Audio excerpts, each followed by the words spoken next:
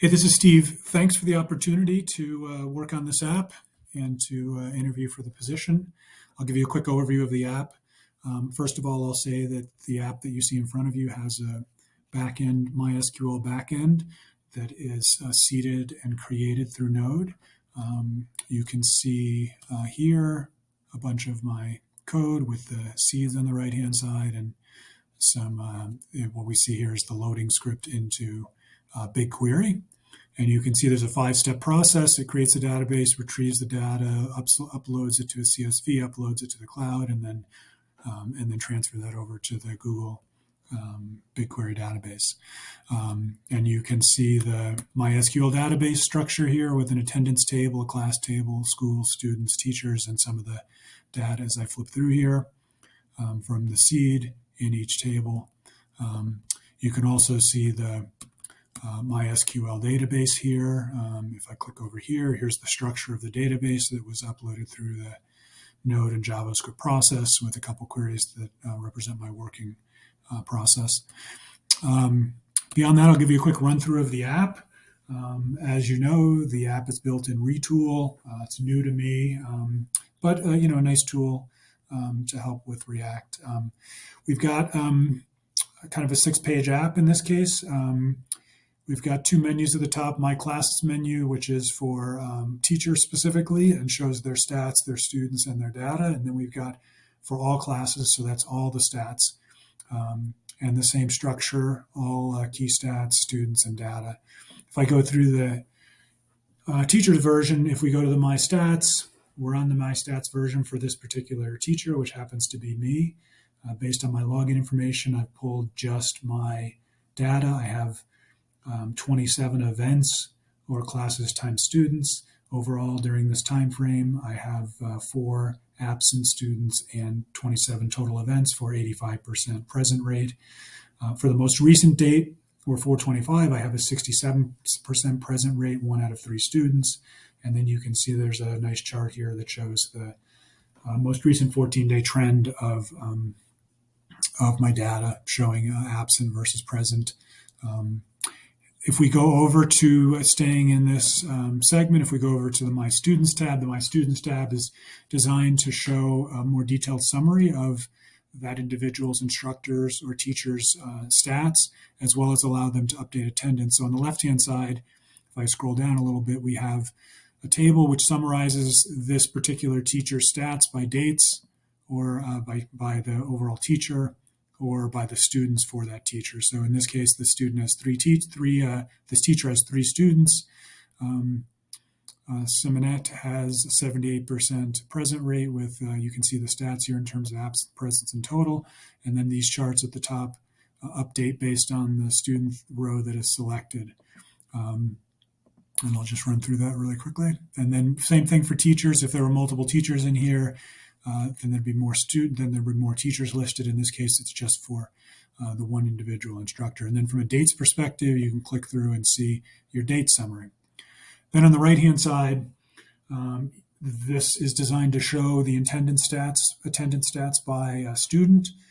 And the right-hand table links up with the left-hand table. So if a change is made over here, the stats should update over here. As an example, if I filter through this data and pick a particular date like 425, that'll bring up the attendance records for 425. We can see there are 2 present by the green checks and 1 absent. Same over on the left-hand side. If I change one of these students, it confirms at the bottom right that the change was made. And then it goes through a number of updates. You can see that it updated the table on the left-hand side. So now we have 1 present and 2 absent with a rate of 33%. I can further go back and these filters work on a multiple basis. So if I pick, Math 101 and I pick a particular student, it will bring that student up. And then if I pick a particular date, it will just bring up that date and I can go in the reverse direction. So these filters work in that regard. And in addition, these filters are automatically adjusted based on the teacher or instructor. So It won't show students that belong to another instructor. It won't show classes that belong to another instructor. And likewise, the dates are filtered for this particular instructor on a live basis. So they'll update on a regular basis. And then there's a little more data here on the right-hand side. Then we go to the final piece, which is the My Data section. This is a section that has two things. Number one, it provides a larger view of all of the data. On this page, not only can you kind of filter, if I do a filter by who was present or who wasn't, so I type in false for those who were absent, it'll give me the records who were absent. And then I can change them here, so I can change this from an absent to a present. And I can also go over and add notes in here. This is a test note, and that updates the database on the back end once I click. We'll see it go through a number of updates here. So it updated the note. And if I wait for that update process to stop and I go to the bottom of the page and I refresh, we can see that that note is sticking when I refresh and pull the data from the database again. All of the stats, I'll just note one thing while we're here. If we go back to this particular instructor, they have a total of 27 events. If I go over to My Classes, we'll see that, so this is data for all classes, all students, all dates. Now there are 135 events because this is not filtering by instructor, but just by all the data in the database, and we have some different present and absent stats. Again, chart here on this, very much the same format to keep it consistent with the My Classes. Same format here for all classes, except these are all students, and what you'll see is that when it pulled the data, there are 135 results here, also represented in the fact that there are a lot more records here. Same filtering process in this particular instance. This filtering is actually just filtered by the global entire table search bar.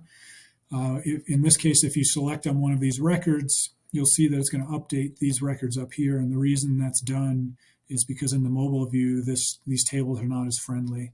So when you click on a record in the mobile view, it'll give you the critical information up here about who that student was, the date, and the class, so that you don't have to scroll as much in that view.